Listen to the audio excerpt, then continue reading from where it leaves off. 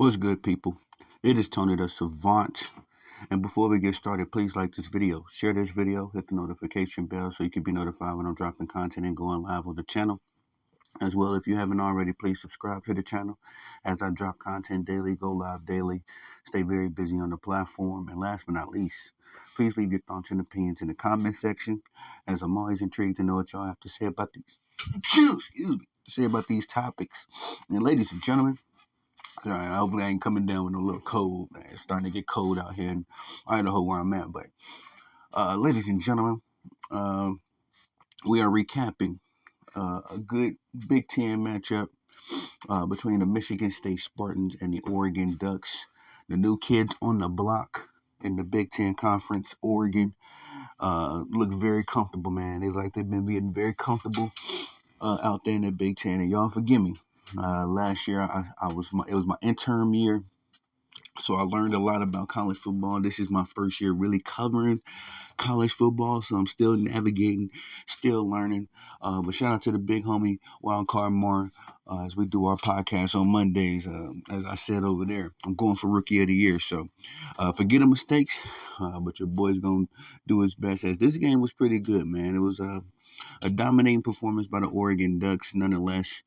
And they were able to seal the deal very early in this game, may I say. After the third quarter, after the second quarter, there was the suspense, was pretty much over with.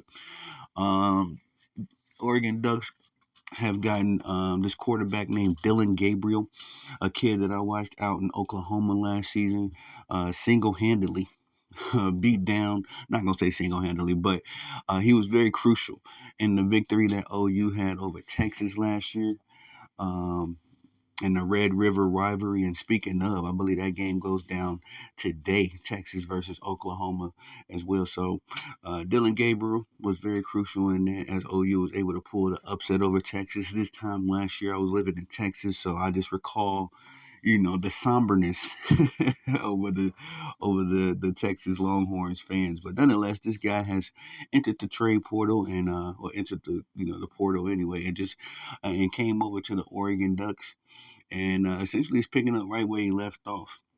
Not his greatest performance in this game, but nonetheless, I've been watching.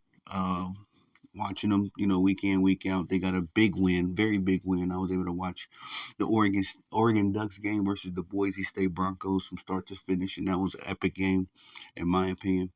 But he picked up where he left off in this, with the Oregon Ducks, like he did over in OU.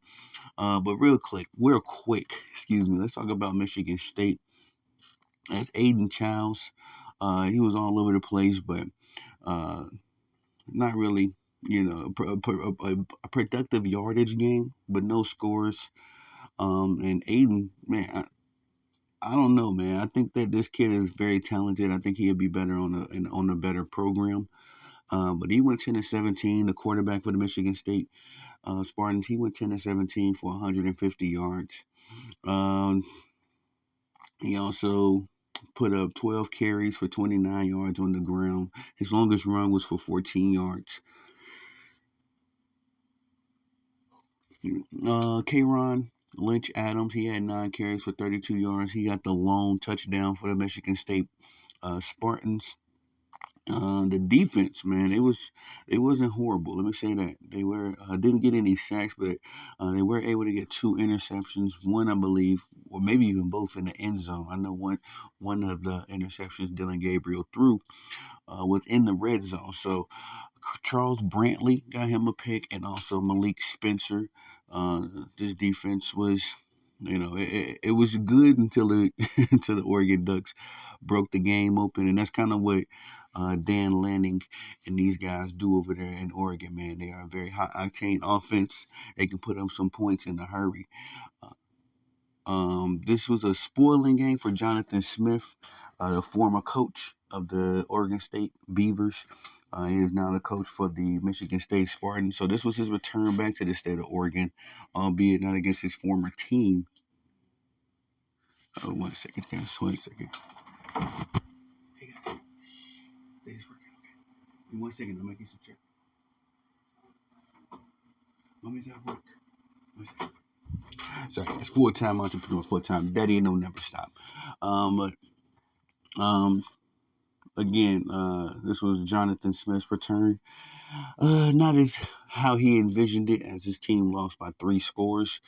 But for Dan Lannon and the Ducks, we had Dylan Gabriel once more, 20 of 32 from the quarterback position for 257 yards. He also ran the ball 3 times for 22 yards, scored on the ground, and also put up 2 touchdowns in the air.